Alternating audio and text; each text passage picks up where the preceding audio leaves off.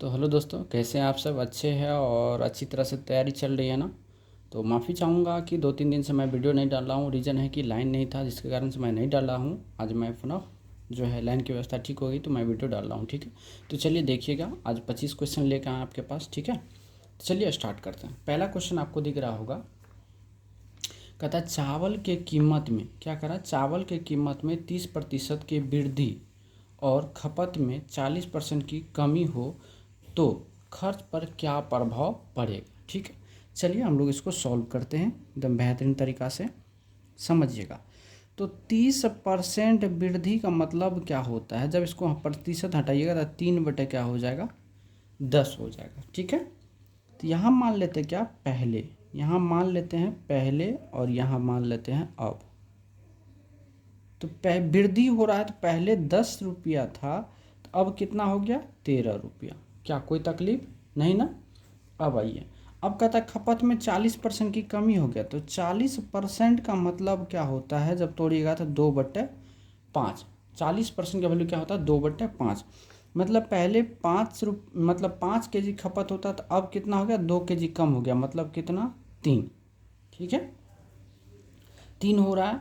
तो चलिए अगर देखा जाए तो ये कितना हो गया, 10×5 कितना, 50, और इसको अगर करेंगे 13 तो कितना हो जाएगा, 39। यानी कितना का कमी हो गया, 11 का। दोनों में पहले 50 रुपया खर्च होता था, अब 39 रुपया खर्च हो रहा, मतलब कितना का कमी हो गया। तो प्रतिशत अगर हम कमी निकालेंगे तो कितना कमी हो रहा, 11 का। किस पे हो रहा बाबू, 50 पे। प्रतिशत में बदलने के लिए 100 से गुना करेंगे। तो 50 का 50, 50 गुना 100, 11 दूना कितना हो गया, 22% का कमी हो गया। समझ में आ गया होगा कि नहीं? चलिए अब अगला सवाल की ओर चलते हैं। अगला सवाल क्या कहता है, अगला सवाल कहता है एक क्लास में लड़की की संख्या में 30% की वृद्धि हो तथा लड़कों की संख्या में 50% की वृद्धि हो तो क्लास में स्टूडेंट की संख्या पर क्या प्रभाव पड़ेगा। बहुत अच्छा प्रश्न है। ठीक है, देखिएगा, अच्छा प्रश्न है। सबसे पहले क्या किया, 30% वृद्धि किया। तो 30% का मतलब आप समझते होंगे 3/10। अभी भी मैं बताया, तो यहाँ लिखिए पहले और यहाँ लिखिए अब। पहले कितना था, 10 था, अब कितना हो गया, यानी 3 की वृद्धि होगी, 13। फिर क्या कहता, लड़कों की संख्या में 50% की वृद्धि की। तो 50% मतलब क्या होता, 1/2। यानी पहले 2 था, अब 1 बढ़ गया तो कितना हो गया, 3 हो गया। कोई दिक्कत? पहले 10 लड़का था, सॉरी 10 लड़की थी, तो अब 13 हो गया। पहले 2 लड़का था तो अब 3 लड़का हो गया। यानी टोटल नंबर अब जोड़ा जाए तो 10 और 2 कितना हो गया, 12। और यहाँ 13 और 3 कितना हो गया, 16। यानी वृद्धि हो गया, पहले 12 था अब 16 हो गया। तो निकालेंगे प्रतिशत क्या, वृद्धि। तो प्रतिशत वृद्धि कितना वृद्धि हुआ, 4 का। किस पे, 12 पर। प्रतिशत में बदलने के लिए 100 से गुना। 4 का 4, 4 तिया 12, 100/3 अब नहीं कटेगा तो इसको लिखेंगे 100/3, जिसको हम लोग लिखेंगे 33.1/3%। समझ में आ गया होगा? ठीक, चलिए नेक्स्ट सवाल की ओर चलते हैं। नेक्स्ट सवाल क्या कहता है, जरा देखिए। कहता है एक आयत की लंबाई को 30% वृद्धि कर दिया जाता है और चौड़ाई को 20% कम कर दिया जाता है तो परिमाप एवं क्षेत्रफल में क्या प्रभाव। बहुत अच्छा सवाल है, देखते हैं हम लोग। सबसे पहले बात करेंगे यहाँ जो 30% वृद्धि मतलब क्या, तो 3/10। क्या, 3/10। तो यहाँ कर लेते हैं हम लोग पहले और यहाँ करेंगे क्या, अब। पहले कितना था, 10, अब वृद्धि हो गया तो कितना हो गया, 13। कोई दिक्कत? अब आइए फिर चौड़ाई की बात, ये लंबाई था, चौड़ाई में 20% कम किया। तो 20% का मतलब क्या, 1/5। मतलब पहले 5 था, अब कम कितना हो गया, 4 हो गया। कोई दिक्कत? अब आइए अगर परिमाप की बात आएगी तो परिमाप के केस में क्या होता है ना, जोड़ा जाता है। परिमाप के केस में क्या किया जाता है, जोड़ा जाता है। तो अगर हम परिमाप की बात करें पहले, तो पहले 10 5 कितना, 15। अब क्या है, 13 4 17।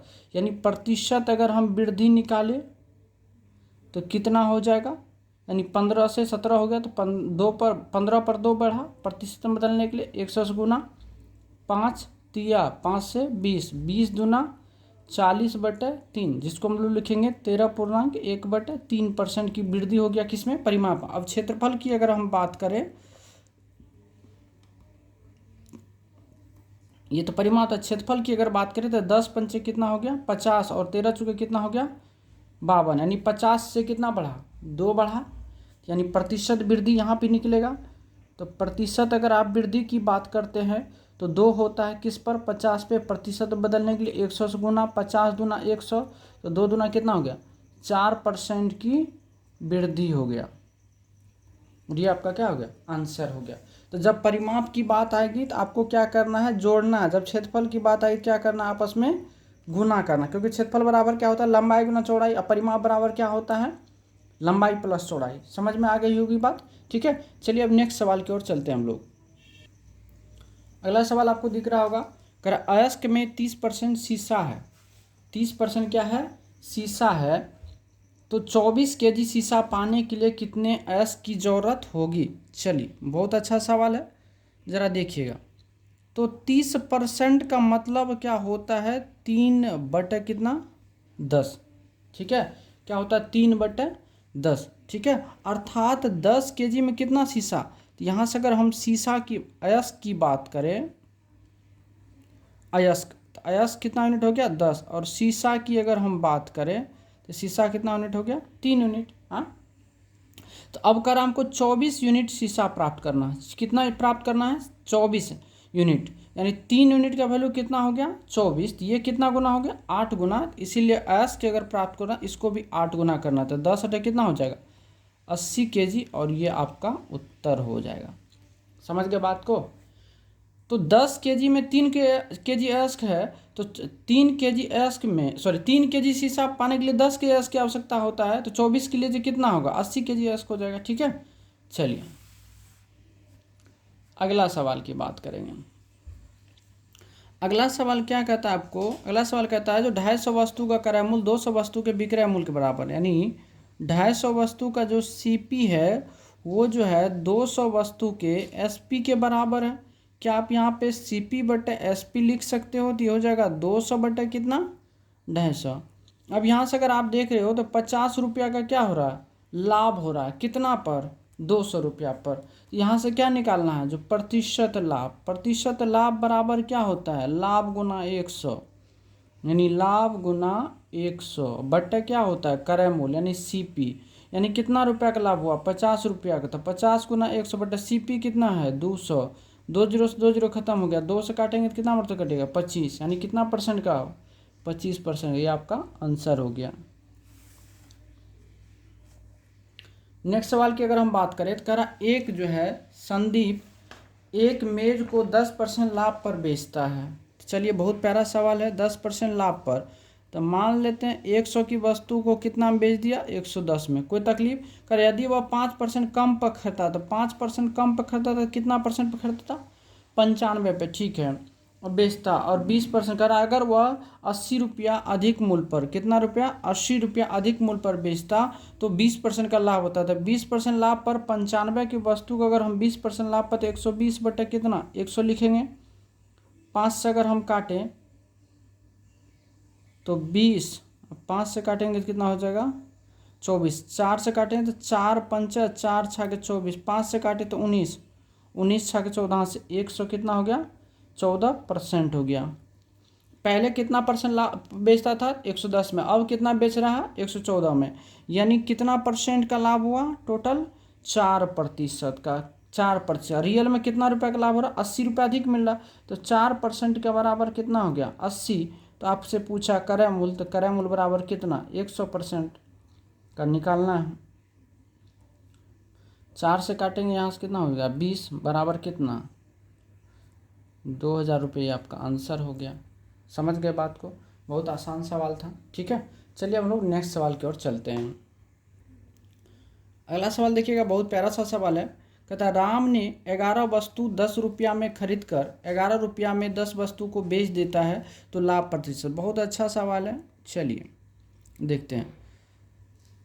तो 10 रुपया में 11 वस्तु खरीदा, मतलब ये कितना हो गया 100% में हो गया, कोई दिक्कत नहीं ना।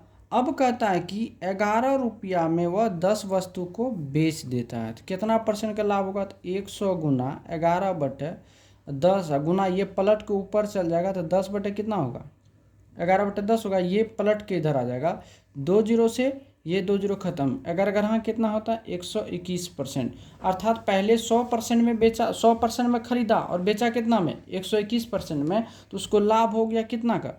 तो प्रतिशत अगर लाभ की अगर आप बात करें तो हो जाएगा 121 माइनस 100 बराबर 21% का लाभ हो गया। ठीक है, चलिए अगला सवाल क्या? अगला सवाल बहुत अच्छा सवाल है। कहता है एक वस्तु का अंकित मूल्य, अंकित मूल्य को हम लोग क्या बोलते हैं? Mark price. ठीक है, अंकित मूल्य, अंकित मूल्य दिया हुआ कितना? 400 रुपया, और विक्रय मूल्य दिया हुआ आपको 300 रुपया। तो अगर आप यहाँ से डिस्काउंट की बात करेंगे, डिस्काउंट बराबर कितना रुपया? कहता है 400 माइनस 300 बराबर कितना? 100 रुपया का डिस्काउंट मिला। और आपसे पूछा प्रतिशत डिस्काउंट बताइए, तो प्रतिशत डिस्काउंट बराबर क्या हो जाएगा? छूट गुना 100 बट्टे MP मार्क प्राइस। 2 जीरो खत्म, 4 से काटे 25 बराबर कितना? 25% का आपको क्या मिला? छूट मिला। ठीक है डियर, चलिए अगला क्वेश्चन क्या करा? 9 नंबर में जो 20% और 15% के दो क्रमिक छूट के समतुल्य एकल छूट कितने होंगे? ठीक है, एकल छूट मांग रहा, तो एकल छूट चलिए हम लोग निकाल देते हैं। एकल छूट की अगर हम लोग बात करें, दो तरह से बना सकते हैं। एक होता है x + y माइनस XY बटे 100, तो हो जाएगा 20 + 15 माइनस हो जाएगा 20 गुना 15 बटे 100। 0 0 खत्म, 2 5 10, 5 3 15, तो हो गया 20 और 15 35 माइनस 2 3, यानी कितना हो गया? 32%। एक तो ये हो गया। दूसरा तरीका क्या होता है? एकल छूट बराबर, एकल छूट बराबर होता है 100 माइनस 100 गुना पहला कितना परसेंट छूट? तो 20%, तो कितना हो जाएगा? 80 बटे 100। दूसरा कितना छूट? 15%, तो 85 बटे 100 कर देना है, कोई तकलीफ ना होना चाहिए। 2 जीरो से 2 जीरो खत्म, 1 जीरो से 1 जीरो खत्म। अगर 5 से 2 से काटेंगे, 2 चौके 8, 2 पंजे 10, और 5 से काटेंगे तो 17। तो इधर कितना हो गया आपको? 100 माइनस 17 चुके 68% बराबर कितना हो गया? 32% का क्या मिला? छूट मिला। समझे बात को? तो एकल छूट को हम लोग दो तरीका से बना सकते हैं। ठीक है, चलिए अब नेक्स्ट सवाल की ओर हम लोग चलते हैं। नेक्स्ट सवाल देखिएगा, कहता है एक धन जो है 10 वर्ष में 18 गुना हो जाता है, तो ब्याज की दर ज्ञात करें। बहुत अच्छा सवाल है। ब्याज की दर यानी रेट, रेट बराबर एक फॉर्मूला लिख लीजिए, n-1 गुना 100 बटे क्या? टाइम। अगर आपसे टाइम का फॉर्मूला पूछे, इस टाइप का जब सवाल दे दे, तो टाइम बराबर n-1 गुना 100 बटे रेट। दो ही फॉर्मूला होता है, याद रखिएगा। ठीक है, तो चलिए यहाँ से हमको निकालना क्या? रेट। रेट बराबर n-1, तो 18 माइनस 1 गुना 100 बटे टाइमिंग कितना है? 10। ये 0 से 0 खत्म हो गया, यानी 17 गुना 10 बराबर 170%। ये आपके आंसर हो गए। नेक्स्ट सवाल की ओर अगर हम लोग चले, तो नेक्स्ट सवाल क्या कहता है, ज़रा देखिएगा। नेक्स्ट सवाल कहता है पी और क्यू के लाभ का अनुपात इतना दिया हुआ है, उनकी निवेश समय अवधि दिया हुआ है। तो करा निवेश, यानी सबसे पहले क्या होता है? निवेश। निवेश, निवेश बराबर क्या होता है? लाभ बटे क्या होता है? समय। निवेश का जो फॉर्मूला होता है वह क्या होता है? लाभ बटे समय, है ना। तो पी का अगर हम निवेश की बात करें, पी का निवेश, तो लाभ कितना है? पी के लिए लाभ कितना है? 5 है ना। तो लाभ का अनुपात, हाँ 5 बटे उनका समय कितना है? 3, तो 5/3, अर्थात इसको लिखेंगे हम 5/3। और जो है क्यू का अगर निवेश की बात करें 8 बटे कितना हो जाएगा 5। अब रेशियो निकालना है तो रेशियो बराबर 5/3 अनुपात हो जाएगा 8/5। अब इसको अगर हटाना है तो 3 5 का लघुत्तम कितना 15। इस 15 से गुना करिए दोनों में, तो 3 से कटेंगे 3 × 5 = 15, तो 5 कितना हो गया 25। और इसको काटिए 5 × 3 = 15, तो 8 × 3 = 24। और यह 25:24 आपके क्या हो गए आंसर। ठीक है, चलिए नेक्स्ट सवाल की ओर चले हम लोग। नेक्स्ट सवाल बहुत अच्छा सवाल है। क्या कहता है, दो शहर के बीच की दूरी 50 किलोमीटर की चाल से 7 घंटे में तय होती है। तो सबसे पहले निकाल लेते हैं डिस्टेंस।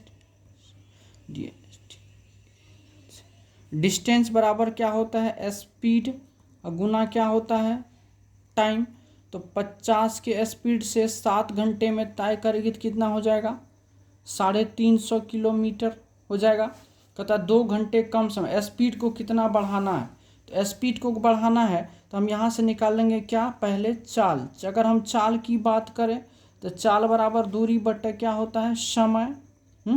तो दूरी हमको निकल गया 350, लेकिन कर समय 2 घंटा की बचत हो तो पहले 7 घंटा लगता था, अब 2 घंटा कम यानी 5 घंटा। तो 5 से काटेंगे कितना होगा 50 किलोमीटर प्रति आवर। तो पहले की चाल था बाबू 50 किलोमीटर प्रति आवर, अब हो गया 70। तो यानी वृद्धि कितना करना पड़ेगा, यानी वृद्धि चाल में, वृद्धि अगर चाल में निकालेंगे तो 70 माइनस करेंगे 50 यानी 20 किलोमीटर प्रति आवर उसको क्या करना पड़ेगा बढ़ाना पड़ेगा। ठीक है, चलिए अब हम लोग नेक्स्ट सवाल की ओर चलते हैं। नेक्स्ट सवाल बहुत प्यारा है। कहता एक तैराक धारे के साथ जो इतना किलोमीटर की चाल से था, धारे के विरुद्ध जो है 6 किलोमीटर प्रति आवर की चाल से तैरता है, तो स्थिर जल में तैराक की चाल। बहुत अच्छा सवाल दिया हुआ है। देखिए तो धारा की दिशा में चाल यानी दिशा मान लेते हैं, माना तैराक की चाल x तथा धारा की चाल y है। ठीक है, अब अगर धारा की दिशा में चलेगा, धारा की दिशा में तो x + y होगा, जो आपको कितना दिया हुआ है 14 दिया हुआ है किलोमीटर प्रति आवर। धारा के जब विरुद्ध चलेगा तो यानी x - y आपको दिया हुआ कितना 6 किलोमीटर प्रति आवर।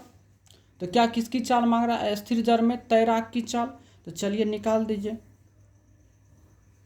तो तैराक की चाल बराबर होता है तैराक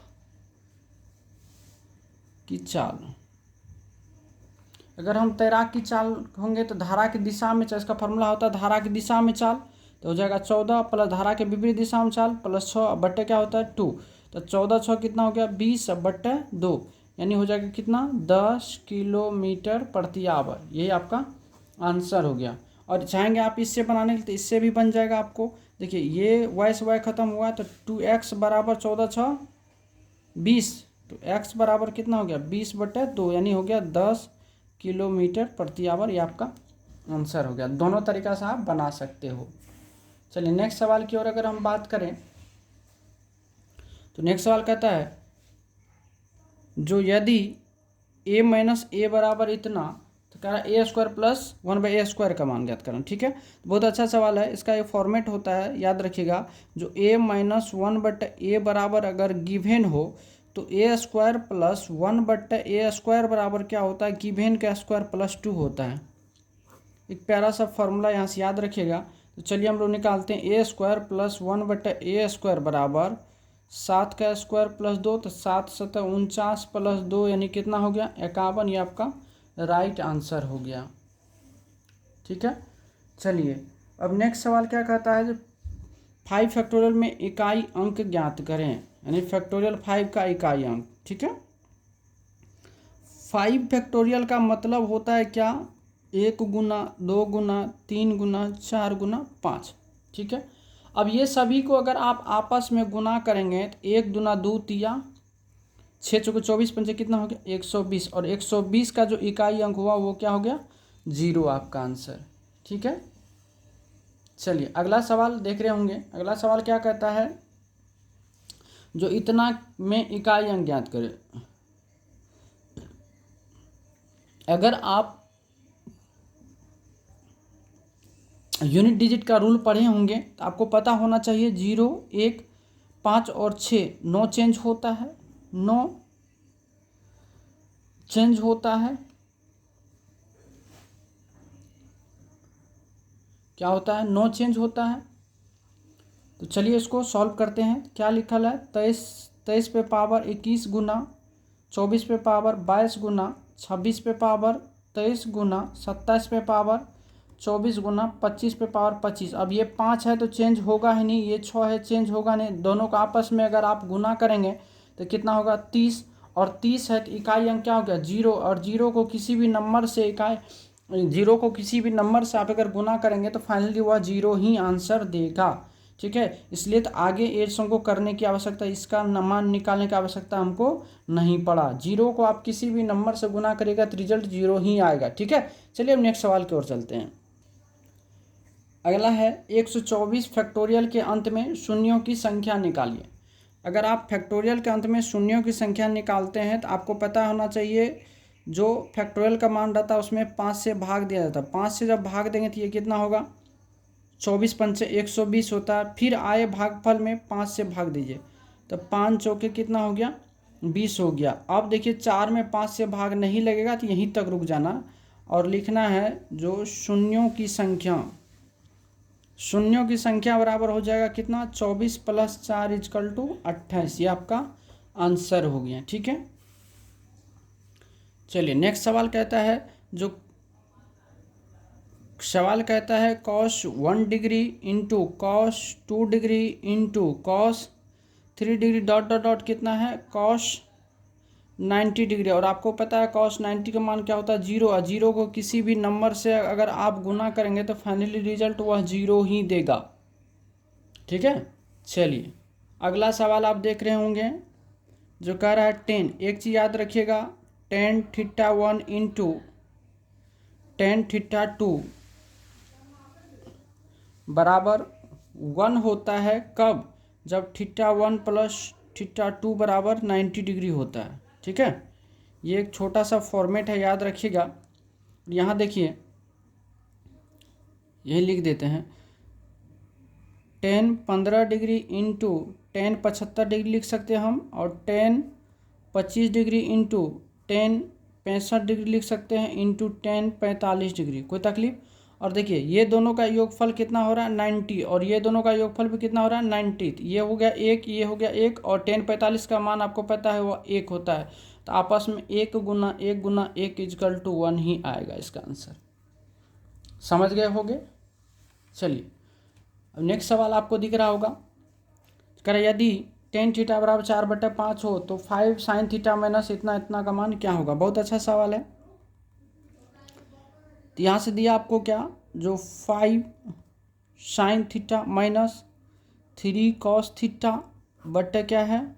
5 sin θ प्लस 3 cos θ, इसका मान निकालना। तो हमको tan θ का मान दिया तो क्या हम इसको सभी को 10 में बदल ले? तो 10 में बदलने के लिए सभी से आप क्या करिए? cos θ से भाग दीजिए तो होगा 5 sin θ बटे cos θ माइनस 3 cos θ बटे cos θ, ऊपर नीचे सभी में भाग दे दीजिए, कोई फर्क नहीं पड़ेगा। 5 sin θ बटे cos θ प्लस 3 cos θ बटे cos θ। अगर आप देखेंगे तो ये और ये ख़त्म हो गया, और ये आगे आगे आपका क्या? 5 tan θ माइनस 3 बटा हो गया 5 tan θ प्लस का 3। अब आपको पता है 5 गुना tan θ का मान दिया हुआ 4/5 माइनस 3 बटा होगा 5 गुना 4/5 प्लस 3, यही ना? 5 से 5 खत्म हो गया, 5 से 5 खत्म, ऊपर में हो गया 4 माइनस 3, नीचे में हो गया 4 प्लस 3, ऊपर में हो गया 1/7। और यही आपका क्या है? फाइनली आंसर है। क्या? चलिए अब नेक्स्ट सवाल की ओर हम लोग चलते हैं। किस सवाल की ओर चलते हैं? नेक्स्ट सवाल की ओर आपको दिया जाएगा जैसे 15 पे पावर 20 गुना 18 पे पावर 21 गुना 21 पे पावर 10 के कुल अभाज्य गुणनखंड की संख्या निकालें। गुणनखंड की संख्या निकालें।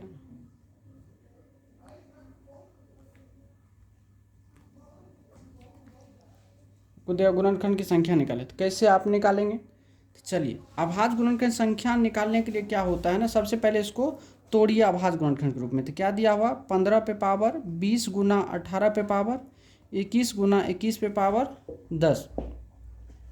अगर हम लोग इसको तोड़ेंगे तो क्या हो जाएगा, 15 क्या लिख सकते हैं, 3 गुना 5 पर पावर कितना 20 गुना 18 क्या लिख सकते हैं, 3 पे पावर 2, 3 तिया 9 दूना 18, 2 पे पावर 1 गुना कितना 21 गुना 21 को क्या लिख सकते हैं, 3 पे पावर 1 गुना 7 पे पावर 1 पर पावर कितना 10, यही ना। अब इसको अगर लिखिएगा तो अभी हो जाएगा 3 पे पावर कितना, देखिए तो अब यहाँ से डायरेक्ट आप कर सकते हैं अभाज्य गुणनखंड की संख्या। अभाज्य गुणनखंड की अगर संख्या की बात करें तो यहाँ देखिए 1 और 1 दो अभाज्य संख्या, तो 2 गुना 20 कितना हो जाएगा 40, प्लस इसमें आइए तो 2 और 1 3 और 3 गुना 21 21 तिया 63, इसमें देखिए 1 और 1 2 और 2 गुना 10 10 गुना 20, सभी को जोड़ दिए 60 40 120 यानी 123, और यही आपके क्या हो गए आंसर हो गए। ठीक है, चलिए अब नेक्स्ट सवाल की ओर चलते हैं। जैसे आपको पूछा जाएगा फैक्टोरियल 28 में 3 का उच्चतम घातों की संख्या निकालें। उच्चतम घातों की संख्या निकालें। उच्चतम घातों की संख्या निकालें। कैसे निकालेंगे, आइए, बहुत अच्छा सवाल है। आप क्या करें, उस 28 में 3 से भाग दिए तो कितना हो गया 3 9 27, फिर आए भागफल में भी 3 से भाग दिए 3 तिया 9, फिर आए भागफल में 3 से जब तक 3 से छोटा ना हो जाए कितना हो गया 1। अब नहीं लगेगा, अब लिखिए उच्चतम घातों की संख्या। उच्चतम घातों की संख्या की अगर आप बात करें तो हो जाएगा 9 + 3 + 1, 9 3 12 1 13, और ये आपका आंसर हो गया। ठीक है, चलिए अब प्रश्न नंबर 23 की अगर हम बात करें, प्रश्न नंबर 23 में कभी कभी आपको इस टाइप से भी दे दिया जाएगा, जैसे 32 पे पावर 33 पे पावर 34 का इकाई अंक निकालें। इकाई अंक निकालें। ठीक है, तो कैसे निकालोगे आप, तो चलिए सॉल्व करते हैं। यहाँ दिया हुआ है 32 पे पावर 33 पे पावर 34। आप एक चीज़ ध्यान रखिएगा, अगर किसी संख्या के इकाई अंक पर 2 3 7 8 आता तो पावर में 4 से भाग देते हैं, तो अगर हम 33 में 4 से भाग देंगे तो कितना होगा 4 8 32, यानी शेषफल बचेगा, और 1 पे पावर 24 का मतलब क्या हो गया 1 ही हो गया, अर्थात 2 पर पावर 1 = 2 आंसर हो गया। 24 नंबर की अगर हम बात करें, 24 नंबर जैसे आपको दे देगा जो 25% का 30% कितना होगा। बेशक ही सवाल पूछता है, बिहार पुलिस में कोई बड़ा बात नहीं है, छोटा छोटा सवाल ही पूछता है। तो यहाँ 25% है, 25% मतलब 25/100 का मतलब गुना 30% है तो 30/100, 1 0 खत्म, 25 तिया कितना हो गया 75 बटे कितना 1000, 3 0 कटेगा 0.075, ये आपका आंसर हो जाएगा। ठीक है, और 25 नंबर, और ये मेरा लास्ट सवाल है। लास्ट सवाल आपसे पूछा जाएगा, इस टाइप से भी कभी कभी पूछ देता है, बताइए 1000 का 20% का 10% कितना होगा। ठीक है, कितना होगा, तो घबराने की आवश्यकता नहीं है। आइए देखते हैं, करा 1000 का मतलब गुना 20% का मतलब 20/100 का 10% का मतलब 10/100, 2 और 2 4 0 में 3 0 1 खत्म, 1 0 1 खत्म, कितना हो गया 20, और ये आपका आंसर है। तो दोस्तों आज की क्लास को हम लोग यहीं रोकते हैं, ठीक है। और यहाँ तक में अगर कोई भी दिक्कत हो, परेशानी हो, तो प्लीज़ आप कमेंट्स के माध्यम से हमसे प्रश्न पूछ सकते हैं, ठीक है। आज के लिए इतना ही, धन्यवाद।